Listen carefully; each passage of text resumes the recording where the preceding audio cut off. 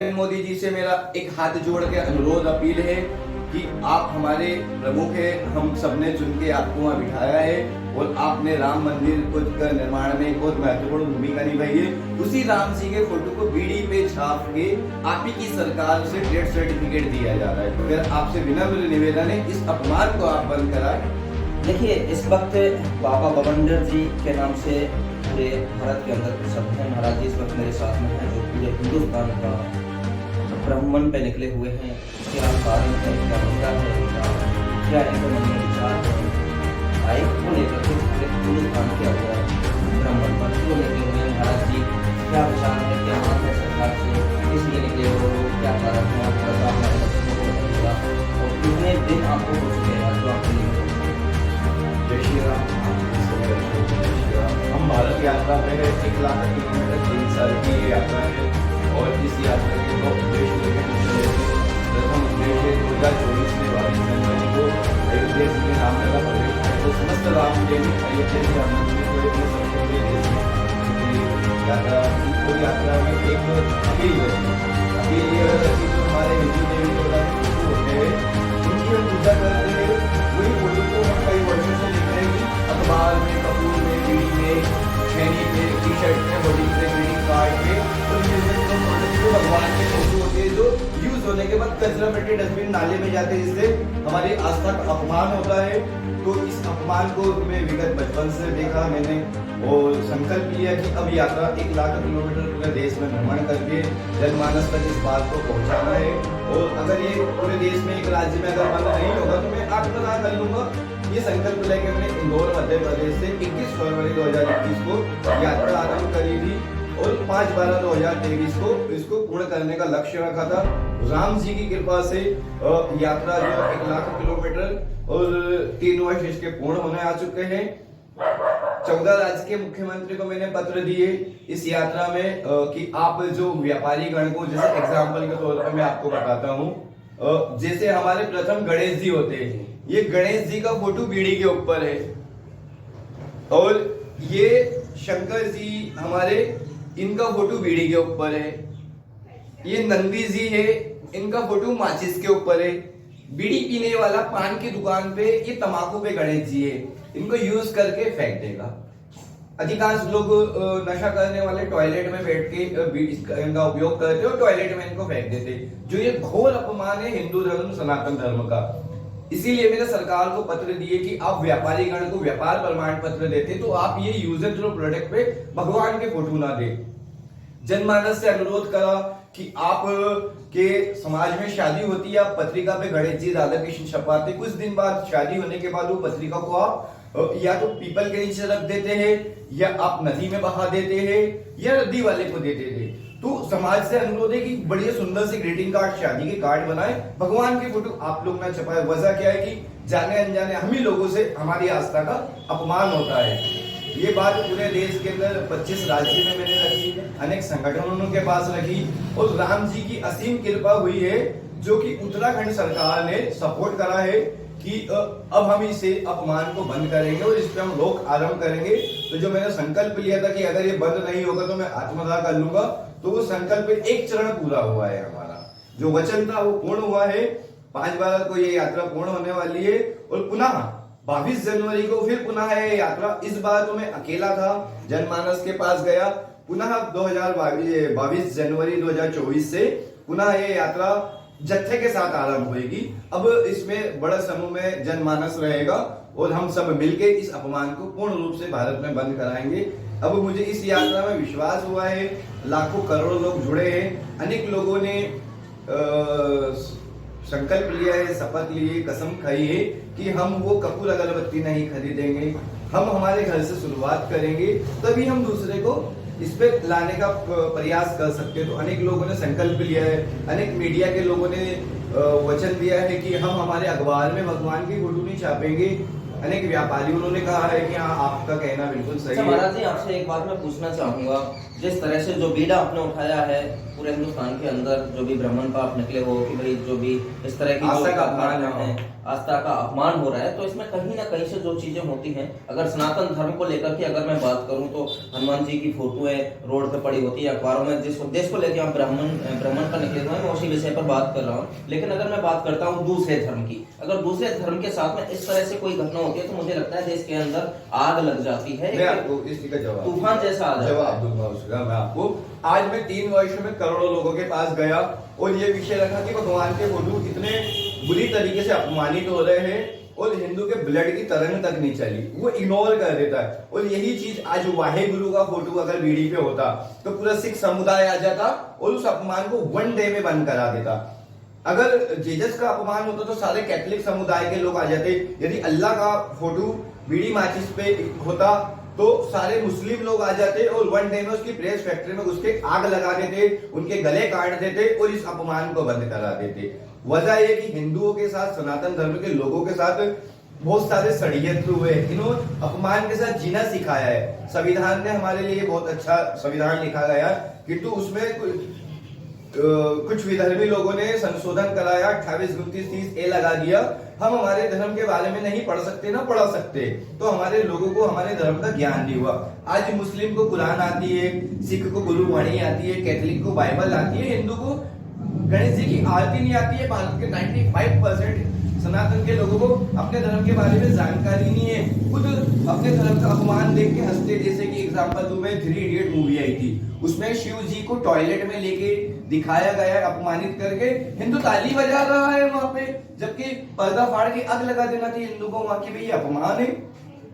तो ये हमको घोल मिला है, तो वो घोल अब धीरे धीरे उतरने लगा है। प्रभु राम जी की कृपा हुई है, 500 साल बाद हमारे भगवान हमारे प्रवेश कर रहे हैं, तो एक उम्मीद दिख रही है कि जनमानस में एक चेतना जागी है। अनेक लोग आज सनातन धर्म के लिए कार्य कर रहे हैं और जनमानस का आज मुझे सपोर्ट भी दिखा है। जैसे मध्य प्रदेश, छत्तीसगढ़, राजस्थान में जो चुनाव के जो माहौल आए हैं उसमें सनातन धर्म के लोगों ने बढ़ चढ़ के हिस्सा लिया है, तो लोग धीरे धीरे आने लगे। महाराज जी, एक सवाल और उठता है, जैसे कि आप पूरे भारत के अंदर निकले हुए हैं, सिर्फ आस्था के ऊपर कटाक्ष ना हो, इसी तरह की इसी मुद्दे को लेकर आप निकले हुए हैं, तो जो सनातन धर्म को जो मानने वाले लोग हैं वो तो कंटिन्यू आपको समर्थन दे रहे हैं, लेकिन अगर दूसरे मजहब की मैं बात करूं तो किसी राज्य में या किसी गांव में या किसी क्षेत्र में कहीं आपको कुछ ऐसा समर्थन मिला है जिससे कि भाईचारा निभाया जा सके? ये नहीं, मुझे विरोध मिला है। जैसे कि मैंने यात्रा आरंभ करके, जैसे 12 ज्योतिर्लिंग 4 धाम, ये जो यात्रा गई है 7 सप्तपुरी 29 शक्तिपीठ, तो इसमें यात्रा आरंभ करी मध्य प्रदेश इंदौर से, उज्जैन महाकालेश्वर प्रथम ज्योतिर्लिंग करी, उसके बाद में द्वारकाधीश सोमनाथ ये करते हुए महाराष्ट्र से, गुजरात से, और फिर मैं कर्नाटक रामेश्वरम किया, वहां से उड़ीसा, और जब मैं बंगाल में पहुंचा तो बंगाल में मेरे पे हमले किए गए, पत्थरबाजी हुई और मेरा पूर्ण रूप से विरोध किया गया। मैंने कुछ जगहों पे गाड़ी रोक के, जहां मुझे पुलिस का संरक्षण दिखा, वहां मैंने गाड़ी रोक के कहा कि मुझे ऐसा क्यों किया जा रहा है, मैं यहाँ क्या अपराध करने आया हूँ, मैं मेरे घर से यात्रा करने आया हूँ, मेरे माता पिता, मेरे शहर, मेरे समाज के, मेरे धर्म के लोगों के सहयोग से मैं यात्रा कर रहा हूँ। रास्ते में 3 वर्ष हो गए, मैंने 1 रुपये का किसी से मांग नहीं करी, सिर्फ साथ मांगा। मेरा विरोध हुआ है अन्य मजहब के लोगों के द्वारा, समर्थन नहीं। मतलब मुस्लिम बहुल क्षेत्र में मेरा विरोध, मजाक बनाते हैं वो लोग, भीड़ के लोग खड़े रहते हैं, वो कमेंट्स करते हैं ए ओ, तो मैं वहाँ गाड़ी रोकता हूँ तो वो फिर दुर्व्यवहार करने का प्रयत्न करते हैं। मैं कहता हूँ भैया क्या वजह है, आप मेरे को काय को गाली बक रहे हो, मैं क्या कर रहा हूँ, आपसे कुछ बोल रहा हूँ क्या? मैं मेरे एक मंदिर से दूसरे मंदिर जा रहा हूँ और मैं अकेला व्यक्ति हूँ, 1 ध्वजा लेके चल रहा हूँ, आपको प्रॉब्लम क्या है?